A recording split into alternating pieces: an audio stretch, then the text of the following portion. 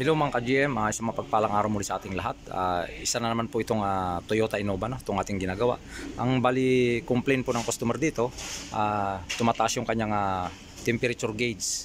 Bali nag-overheat siya, nagkakaroon ng engine overheating yung kanyang makina.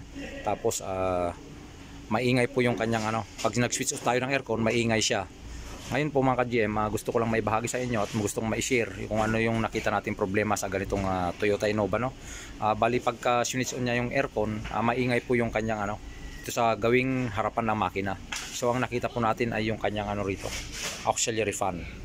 Yung kanyang auxiliary fan dito, tinanggal na po natin noon nung nakarang araw. Ngayon kakabit na po natin kasi dumating na yung pyesa na in-order natin, no?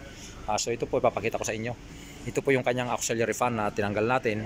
Ngayon po kinabit ko na po yung bagong auxiliary fan motor, no? Yan. Ito yung ating tinanggal, ito yung pinalitan natin, auxiliary fan motor. So ayan po siya mga ka-GM.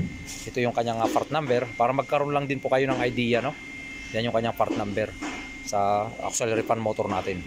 So ito may kinabit ko na siya, madali lang siyang ikabit mga ka-GM. Sa DIY na pamamaraan, kayang-kaya na pong ikabit yung mga ganitong problema pagka nagkaroon ng problema yung sakyan yung ganito sa Toyota Innova. Tatlo lang yung kanyang screw bolt dyan na tatanggalin.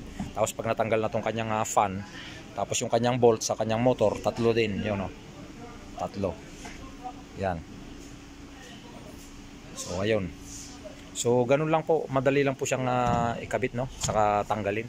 So ngayon dito lang bali tinanggal natin yung kanyang rito, bolt dyan kasi ito nagkaroon ng aksidente ito dati. So kita nyo natanggal na yung kanyang logo dyan, kaya ito nabiyak na rin yung niya rito, yung pinaka bracket. So ngayon madali lang siyang tanggalin mga ka-GM. Pag tatanggalin po ninyo, tatanggalin lang yung kanyang bumper dito sa harapan. Tapos ganun lang po, saka ikakabit na kasi dalawa lang yung bolt niya rito.